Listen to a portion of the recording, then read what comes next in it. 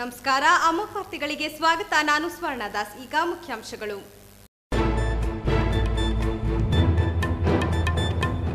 ದ್ವಿತೀಯ ಪಿಯುಸಿ ಪರೀಕ್ಷೆಗಳು ಪ್ರಾರಂಭ. ಮೊದಲ ದಿನ ನಡೆದ ಭೌತಶಾಸ್ತ್ರ ಅರ್ಥಶಾಸ್ತ್ರ ಪರೀಕ್ಷೆಗಳು. ಹಾಸನ ಜಿಲ್ಲೆಯಾದ್ಯಂತ ಶಾಂತಿಯುತ ಹಾಗೂ ಸುಸೂತ್ರವಾಗಿ ಜರುಗಿದ ಪರೀಕ್ಷೆ. ಹಾಸನ ಜಿಲ್ಲೆಗೆ ಮತ್ತೊಂದು ತಾಲೂಕು ಸೇರ್ಪಡೆ.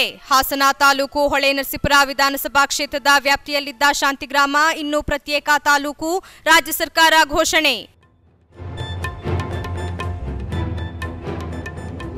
ಮತ್ತು ಅರಸೀಕೆರೆಯಲ್ಲಿ ವಿದ್ಯುತ್ ಕಂಬಕ್ಕೆ ಡಿಕ್ಕಿ ಹೊಡೆದ ಮರಳು ತುಂಬಿದ ಲಾರಿ. ಮುರಿದು ಬಿದ್ದ ವಿದ್ಯುತ್ ಕಂಬ. ಬೇಲೂರಿನಲ್ಲಿ ಅಕ್ರಮವಾಗಿ ಮರಳು ಸಾಗಣೆ ನಡೆಸುತ್ತಿದ್ದ 2 ಮರಳು ಲಾರಿಗಳ ವಶ. ವಿವರ.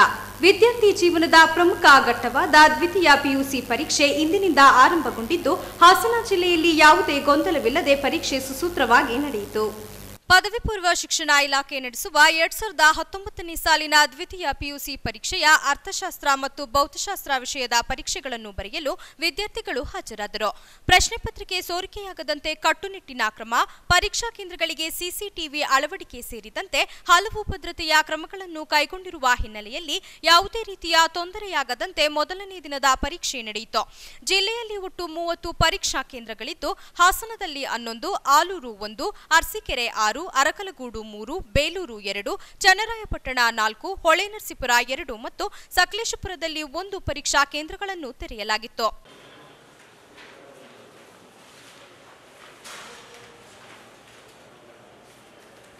ಇಂದು ಜಿಲ್ಲೆಯಾದ್ಯಂತ ಪಿಯುಸಿ ಪರೀಕ್ಷೆಯನ್ನು ಯಶಸ್ವಿಯಾಗಿ ಆರಂಭಿಸಲಾಯಿತು. ಮೊದಲ ದಿನವಾದ ಇಂದು ಅರ್ಥಶಾಸ್ತ್ರ ಮತ್ತು ಭೌತಶಾಸ್ತ್ರ ಈ 2 ವಿಷಯಗಳಿಗೆ ಪರೀಕ್ಷೆಯನ್ನು ನಡೆಸಲಾಯಿತು. ಅರ್ಥಶಾಸ್ತ್ರ ವಿಭಾಗದಲ್ಲಿ ಒಟ್ಟು 11,056 ವಿದ್ಯಾರ್ಥಿಗಳು ಪರೀಕ್ಷೆ ತೆಗೆದುಕೊಂಡಿದ್ದು, 592 ವಿದ್ಯಾರ್ಥಿಗಳು ಗೈರು ಹಾಜರಾಗಿದ್ದರು. ಇನ್ನುಳಿದಂತೆ 10,466 ವಿದ್ಯಾರ್ಥಿಗಳು ಪರೀಕ್ಷೆಗೆ ಹಾಜರಾಗಿದ್ದರು. ಇದೇ ರೀತಿ ಭೌತಶಾಸ್ತ್ರ ವಿಭಾಗದಲ್ಲಿ 4,153 ವಿದ್ಯಾರ್ಥಿಗಳು ಪರೀಕ್ಷೆ ತೆಗೆದುಕೊಂಡಿದ್ದರು. 102 ವಿದ್ಯಾರ್ಥಿಗಳು ಗೈರು ಹಾಜರಾಗಿದ್ದಾರೆ. ಇನ್ನುಳಿದಂತೆ 4,051 ವಿದ್ಯಾರ್ಥಿಗಳು ಪರೀಕ್ಷೆ ಬರೆದಿದ್ದಾರೆ. ಪರೀಕ್ಷೆಯ ಮೊದಲನೇ ದಿನವಾದ ಇಂದು 2 ವಿಷಯಗಳು ಯಶಸ್ವಿಯಾಗಿ ಪೂರ್ಣಗೊಂಡಿದ್ದು, ಜಿಲ್ಲೆಯಾದ್ಯಂತ ಯಾವುದೇ ರೀತಿಯ ಅಹಿತಕರ ಘಟನೆ ನಡೆಯದೆ ಶಾಂತಿಯುತವಾಗಿ ಪರೀಕ್ಷೆ ನಡೆಯಿತು. ಗ್ರಾಮೀಣ ಭಾಗದ ವಿದ್ಯಾರ್ಥಿಗಳು, ನಗರ ಪ್ರದೇಶದ ವಿದ್ಯಾರ್ಥಿಗಳು ಸೇರಿದಂತೆ ಎಲ್ಲಾ ವಿದ್ಯಾರ್ಥಿಗಳಿಗೆ ಪರೀಕ್ಷೆ ಹಿನ್ನೆಲೆಯಲ್ಲಿ ಉಚಿತ ಬಸ್ ಪಾಸ್ ಪ್ರಯಾಣದ ವ್ಯವಸ್ಥೆಯನ್ನು ಸರ್ಕಾರ ಮಾಡಿತ್ತು. ಪ್ರಶ್ನೆ ಪತ್ರಿಕೆ ಸೇರಿದಂತೆ ಇತರೆ ಗೌಪ್ಯ ವಸ್ತುಗಳನ್ನು ಸಾಗಿಸುವ ವಾಹನಗಳಿಗೆ ಜಿಪಿಎಸ್ ಟ್ರ್ಯಾಕಿಂಗ್ ಸಿಸ್ಟಮ್ ಅಳವಡಿಸಲಾಗಿದೆ. ಈ ವಾಹನಗಳು ಮತ್ತು ದಾಸ್ತಾನು ಕೊಠಡಿಗಳಿಗೆ ಪೂರ್ಣ ಪೊಲೀಸ್ ಭದ್ರತೆ ಕಲ್ಪಿಸಲಾಗಿದೆ. ಪರೀಕ್ಷಾ ಕೇಂದ್ರಗಳ 200 ಮೀಟರ್ ವ್ಯಾಪ್ತಿಯಲ್ಲಿ ನಿಷೇಧ ಹೇರಲಾಗಿದೆ. ಹಾಸನ ತಾಲೂಕಿನಲ್ಲಿ 6,023 ವಿದ್ಯಾರ್ಥಿಗಳು, ಆಲೂರಿನಲ್ಲಿ 468, ಬೇಲೂರಿನಲ್ಲಿ 1,180, ಅರಸೀಕೆರೆಯಲ್ಲಿ 2,364, ಅರಕಲಗೂಡಿನಲ್ಲಿ 1,906, ಹೊಳೆನರಸೀಪುರದಲ್ಲಿ 1,550, ಚನ್ನರಾಯಪಟ್ಟಣದಲ್ಲಿ 2,470 ಮತ್ತು ಸಕಲೇಶಪುರದಲ್ಲಿ 506 ವಿದ್ಯಾರ್ಥಿಗಳು ಪರೀಕ್ಷೆಗೆ ನೋಂದಾಯಿಸಿಕೊಂಡಿದ್ದಾರೆ. ಪರೀಕ್ಷೆಯಲ್ಲಿ ಕಾಪಿ ನಡೆಯದಿರಲು 11 ಜಾಗೃತಾ ದಳದ ತಂಡ ಮತ್ತು ಉಪನಿರ್ದೇಶಕರ ನೇತೃತ್ವದಲ್ಲಿ 1 ಜಿಲ್ಲಾ ಜಾಗೃತಾ ದಳದ ತಂಡ ಕಾರ್ಯನಿರ್ವಹಿಸುತ್ತಿದೆ. ವಿದ್ಯಾರ್ಥಿಗಳು ಪರೀಕ್ಷಾ ಕೇಂದ್ರಕ್ಕೆ mobile, scientific calculator, rest watch ಮತ್ತು ಇತರೆ ವಿದ್ಯುನ್ಮಾನ ಸಲಕರಣೆಗಳನ್ನು ತರದಂತೆ ನಿಷೇಧಿಸಲಾಗಿದೆ. ಮೈತ್ರಿ ಸರ್ಕಾರದಲ್ಲಿ ಹಾಸನ ಜಿಲ್ಲೆಗೆ ಅತಿ ಹೆಚ್ಚು ಅನುದಾನ ಹೋಗುತ್ತಿದೆ ಎಂಬ ಮೈತ್ರಿ ಪಕ್ಷದ ಶಾಸಕರು, ಸಚಿವರು ಸೇರಿದಂತೆ ವಿಪಕ್ಷಗಳ ಆರೋಪಗಳಿಗೆ ಗುರಿಯಾಗಿದ್ದ ಸರ್ಕಾರ ಈಗ ಮತ್ತೊಮ್ಮೆ ಎಚ್.ಡಿ. ರೇವಣ್ಣ ಅವರ ಒತ್ತಡಕ್ಕೆ ಮಣಿದು ಹಾಸನ ತಾಲೂಕಿಗೆ ಒಳಪಟ್ಟಿದ್ದ ಹೊಳೆನರಸೀಪುರ ವಿಧಾನಸಭಾ ಕ್ಷೇತ್ರದ ವ್ಯಾಪ್ತಿಯಲ್ಲಿದ್ದ ಶಾಂತಿಗ್ರಾಮವನ್ನು ಹೊಸ ತಾಲೂಕಾಗಿ ಸೇರ್ಪಡಿಸಲಾಗಿದೆ. ಇಲ್ಲಿಯವರೆಗೆ ಹಾಸನ, ಹೊಳೆನರಸೀಪುರ, ಚನ್ನರಾಯಪಟ್ಟಣ, ಅರಸೀಕೆರೆ, ಬೇಲೂರು, ಅರಕಲಗೂಡು, ಸಕಲೇಶಪುರ, ಆಲೂರು ತಾಲೂಕುಗಳೊಂದಿಗೆ ಹೊಸದಾಗಿ ಶಾಂತಿಗ್ರಾಮವು ತಾಲೂಕಾಗಿ ಸೇರಿಕೊಳ್ಳಲಿದೆ. ಇದರೊಂದಿಗೆ ಜಿಲ್ಲೆಯಲ್ಲಿ 9ನೇ ತಾಲೂಕಾಗಿ ಶಾಂತಿಗ್ರಾಮ ಕಾಣಿಸಿಕೊಳ್ಳಲಿದೆ. ಹಲವಾರು ಅಭಿವೃದ್ಧಿ ಕಾರ್ಯಗಳನ್ನು ಜಿಲ್ಲೆಗೆ ಒತ್ತು ತರುತ್ತಿದ್ದ ಉಸ್ತುವಾರಿ ಸಚಿವ ಎಚ್.ಡಿ. ರೇವಣ್ಣ ಈ ಬಾರಿ ಶಾಂತಿಗ್ರಾಮಕ್ಕೆ ತಾಲೂಕು ಕೇಂದ್ರದ ಸ್ಥಾನಮಾನ ಕೊಡಿಸಿದ್ದು, ಹೊಳೆನರಸೀಪುರ ವಿಧಾನಸಭಾ ಕ್ಷೇತ್ರದ ಹಿರಿಮೆಗೆ ಮತ್ತೊಂದು ಗರಿ ಸೇರಿಸಿದಂತಾಗಿದೆ. ಕಳೆದ ರಾತ್ರಿ ಶಾಂತಿಗ್ರಾಮವು ಹೊಸ ತಾಲೂಕು ಸ್ಥಾನಮಾನಕ್ಕೆ ಘೋಷಣೆ ಆಗುತ್ತಿದ್ದಂತೆ ಶಾಂತಿಗ್ರಾಮದ ಭಾಗದ ಸಾರ್ವಜನಿಕರು ಹೊಸ ತಾಲೂಕಿನ ಸಂತಸವನ್ನು ಹಂಚಿಕೊಂಡಿದ್ದಾರೆ. ಮರಳು ತುಂಬಿದ ಲಾರಿಯೊಂದು ವಿದ್ಯುತ್ ಕಂಬಕ್ಕೆ ಡಿಕ್ಕಿ ಹೊಡೆದ ಪರಿಣಾಮ ಕಂಬ ಮುರಿದು ಹೋಗಿರುವ ಘಟನೆ ಅರಸೀಕೆರೆ ತಾಲೂಕಿನಲ್ಲಿ ನಡೆದಿದೆ.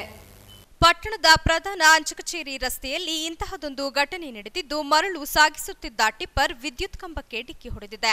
ಡಿಕ್ಕಿ ಹೊಡೆದ ಪರಿಣಾಮ ವಿದ್ಯುತ್ ಕಂಬದ ಅರ್ಧ ಭಾಗ ಮುರಿದಿದ್ದು, ತಕ್ಷಣ ಸ್ಥಳೀಯರು ವಿದ್ಯುತ್ ಇಲಾಖೆಗೆ ದೂರವಾಣಿ ಮೂಲಕ ವಿಚಾರಣೆ ಮುಟ್ಟಿಸಿದ ತಕ್ಷಣ ವಿದ್ಯುತ್ ಸಂಪರ್ಕ ಸ್ಥಗಿತಗೊಳಿಸಿದ್ದರಿಂದ ಸಂಭವಿಸಬಹುದಾಗಿದ್ದ ಬಹುದೊಡ್ಡ ಘಟನೆಯೊಂದು ತಪ್ಪಿದೆ ಎನ್ನಬಹುದು. ಇನ್ನು ಸ್ಥಳಕ್ಕೆ ಸೆಸ್ಕ್ ಆನ್ಲೈನ್ ಮೆನ್ಗಳು ಭೇಟಿ ನೀಡಿ ಪರಿಶೀಲನೆ ನಡೆಸಿದ್ದು, ಮರಳು ಸಾಗಿಸುತ್ತಿದ್ದ ಲಾರಿ ಡಿಕ್ಕಿ ಹೊಡೆದಿದ್ದರೂ ಕೂಡ ಯಾವುದೇ ದೂರು ದಾಖಲು ಮಾಡದೆ ವಾಹನವನ್ನು ಬಿಟ್ಟು ಕಳುಹಿಸಿರುವುದು ಹಲವು ಅನುಮಾನಕ್ಕೆ ಎಡೆ ಮಾಡಿಕೊಟ್ಟಿದೆ. ಟಿಪ್ಪರ್ ಹಿಂಭಾಗದ ನಂಬರ್ ಪ್ಲೇಟ್ ಅಸ್ಪಷ್ಟವಾಗಿದ್ದು ಹಾಗೂ ಮುಂಭಾಗದಲ್ಲಿ ವಾಹನದ ನಂಬರ್ ಪ್ಲೇಟ್ ಹಾಕದೆಯೇ ಮರಳು ಸಾಗಾಣಿಕೆ ಮಾಡುತ್ತಿದ್ದು ಗಮನಾರ್ಹ ಸಂಗತಿ. ಅಕ್ರಮವಾಗಿ ಮರಳು ಸಾಗಣೆ ಮಾಡುತ್ತಿದ್ದ 2 ಮರಳು ಲಾರಿಗಳನ್ನು ಎಂ ದೊಡ್ಡೇಗೌಡ ಹಾಗೂ ಬೇಲೂರು ಪೊಲೀಸ್ ನೇತೃತ್ವದಲ್ಲಿ ವಶಪಡಿಸಿಕೊಳ್ಳಲಾಗಿದೆ. ಬೇಲೂರು ಪೊಲೀಸ್ ಠಾಣೆ ವ್ಯಾಪ್ತಿಯ ಗಂಡೇಹಳ್ಳಿ ರಸ್ತೆಯ ಗಬ್ಬಲಗೋಡು ಬಳಿ ಜಿಲ್ಲಾ ಡಿಸಿಐಬಿ ಹಾಗೂ ಪಟ್ಟಣ ಪೊಲೀಸ್ ಸಿಬ್ಬಂದಿ ದಾಳಿ ನಡೆಸಿ ಮರಳು ಲಾರಿಗಳನ್ನು ವಶಪಡಿಸಿಕೊಂಡಿದ್ದಾರೆ. ಕೆಲವು ದಿನಗಳಿಂದ ಬೇಲೂರಿನಲ್ಲಿ ಅಕ್ರಮವಾಗಿ ಮರಳು ಸಾಗಿಸುತ್ತಿರುವ ಬಗ್ಗೆ ವ್ಯಾಪಕ ದೂರುಗಳು ಕೇಳಿಬಂದ ಕಾರಣ ದಾಳಿ ನಡೆಸಲಾಗಿದ್ದು, ಲಾರಿಗಳು ಬೇಲೂರು ಪೊಲೀಸ್ ಠಾಣೆಯ ಸುಪರ್ದಿಯಲ್ಲಿದ್ದು, ಈ ಸಂಬಂಧ ಪ್ರಕರಣ ದಾಖಲು ಮಾಡಲಾಗಿದೆ. ಅಕ್ರಮ ಮರಳು ಲಾರಿ ಕಾಂಗ್ರೆಸ್ ಪ್ರಭಾವಿ ಮುಖಂಡರ ಲಾರಿ ಎಂದು ಹೇಳಲಾಗುತ್ತಿದ್ದು, tipper lorry number KA 19 C0016 ಆಗಿದ್ದು, ಚಾಲಕ ಗಣೇಶ್ನನ್ನು ಬಂಧಿಸಲಾಗಿದೆ. ಮತ್ತೊಂದು ಟಿಪ್ಪರ್ ಲಾರಿ ನಂಬರ್ KA 46 3704 ಆಗಿದ್ದು, ಚಾಲಕ ದಯಾನಂದ್ ಸೇರಿದಂತೆ ಪ್ರದೀಪ್, ಲೋಕೇಶ್ ಹಾಗೂ ರಾಜು ಎಂಬುವವರನ್ನು ಬಂಧಿಸಲಾಗಿದೆ. ಆದರೆ ಲಾರಿ ಮಾಲೀಕರು ಯಾರು ಎಂಬುದು ಇನ್ನೂ ತಿಳಿದುಬಂದಿಲ್ಲ. ತಾಲೂಕಿನ ಅಭಿವೃದ್ಧಿಗಾಗಿ ವಿವಿಧ ಇಲಾಖೆ ಹಾಗೂ ಯೋಜನೆಗಳಡಿ ಒದಗಿಸಲಾಗಿರುವ ಅನುದಾನದ ಸಂಪೂರ್ಣ ಸದ್ಬಳಕೆಗೆ ಅಧಿಕಾರಿಗಳು ಮುಂದಾಗಬೇಕು. ಉಳಿದಿರುವ ಅನುದಾನವನ್ನು ಮಾರ್ಚ್ ಅಂತ್ಯದೊಳಗೆ ಬಳಸಿಕೊಂಡು ಕೈಗೊಂಡಿರುವ ಕಾಮಗಾರಿಗಳನ್ನು ಪೂರ್ಣಗೊಳಿಸುವಂತೆ ಅಧಿಕಾರಿಗಳಿಗೆ ಶಾಸಕ ಸಿಎನ್ ಬಾಲಕೃಷ್ಣ ತಾಕೀತು ಮಾಡಿದರು.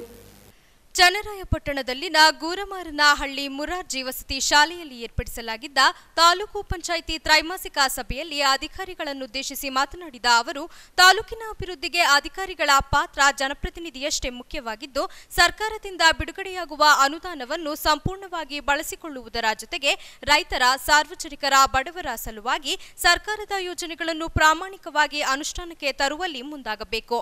ಶಾಸಕಾಂಗ ಮತ್ತು ಕಾರ್ಯಾಂಗ ಜೊತೆಯಾಗಿ ಸಾಗಿದರೆ ಮಾತ್ರ ಕ್ಷೇತ್ರದ ಅಭಿವೃದ್ಧಿ ಸಾಧ್ಯವೆಂದರು.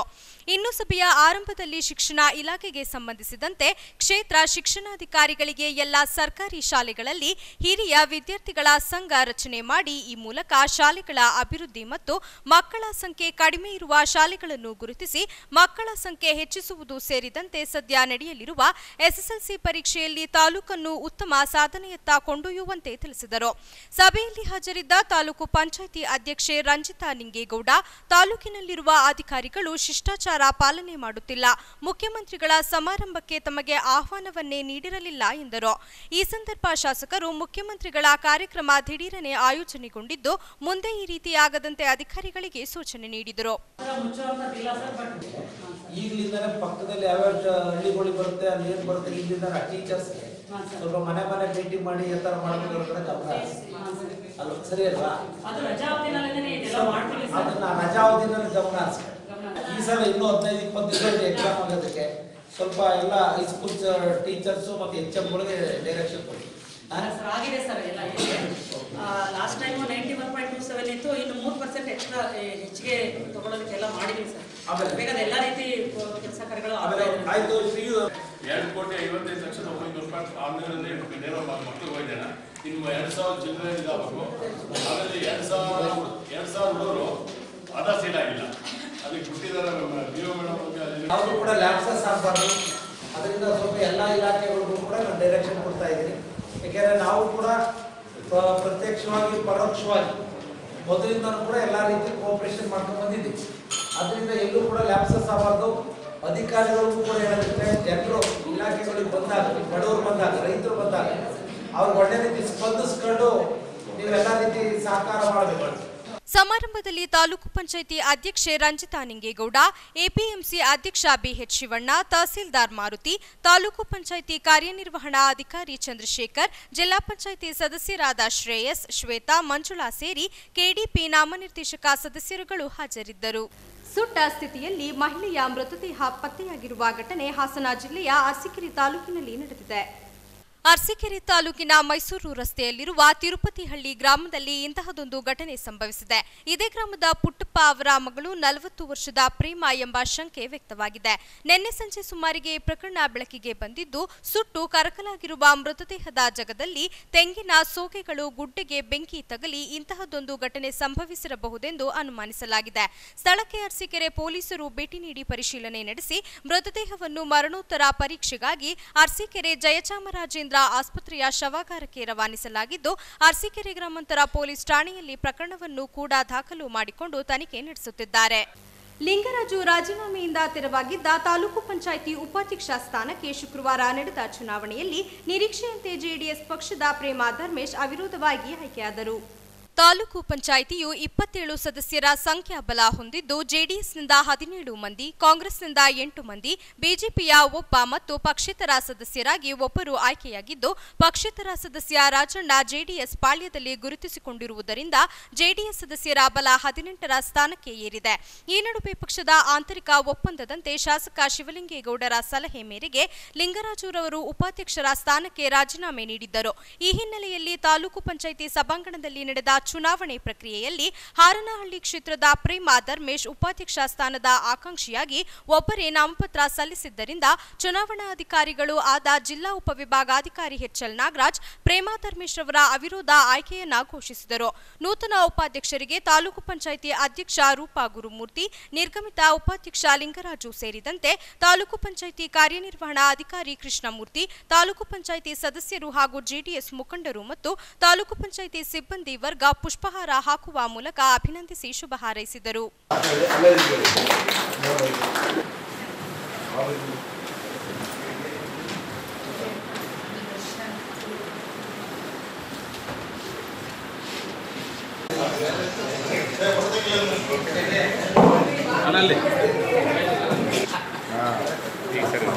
ಕೊನೆಯಲ್ಲಿ ಮತ್ತೊಮ್ಮೆ ಮುಖ್ಯಾಂಶಗಳು.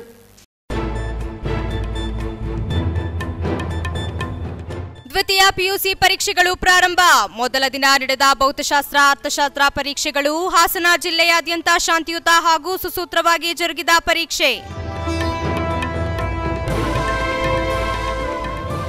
ಹಾಸನ ಜಿಲ್ಲೆಗೆ ಮತ್ತೊಂದು ತಾಲೂಕು ಸೇರ್ಪಡೆ. ಹಾಸನ ತಾಲೂಕು ಹೊಳೆನರಸೀಪುರ ವಿಧಾನಸಭಾ ಕ್ಷೇತ್ರದ ವ್ಯಾಪ್ತಿಯಲ್ಲಿದ್ದ ಶಾಂತಿಗ್ರಾಮ ಇನ್ನು ಪ್ರತ್ಯೇಕ ತಾಲೂಕು, ರಾಜ್ಯ ಸರ್ಕಾರ ಘೋಷಣೆ. ಮತ್ತು ಅರಸೀಕೆರೆಯಲ್ಲಿ ವಿದ್ಯುತ್ ಕಂಬಕ್ಕೆ ಡಿಕ್ಕಿ ಹೊಡೆದ ಮರಳು ತುಂಬಿದ ಲಾರಿ, ಮುರಿದು ಬಿದ್ದ ವಿದ್ಯುತ್ ಕಂಬ. ಬೇಲೂರಿನಲ್ಲಿ ಅಕ್ರಮವಾಗಿ ಮರಳು ಸಾಗಣೆ ನಡೆಸುತ್ತಿದ್ದ 2 ಮರಳು ಲಾರಿಗಳ ವಶ. ಮುಂದಿನ ವಾರ್ತಾ ಸಂಚಿಕೆಯೊಂದಿಗೆ ಮತ್ತೆ ಭೇಟಿಯಾಗೋಣ. ವಂದನೆಗಳು.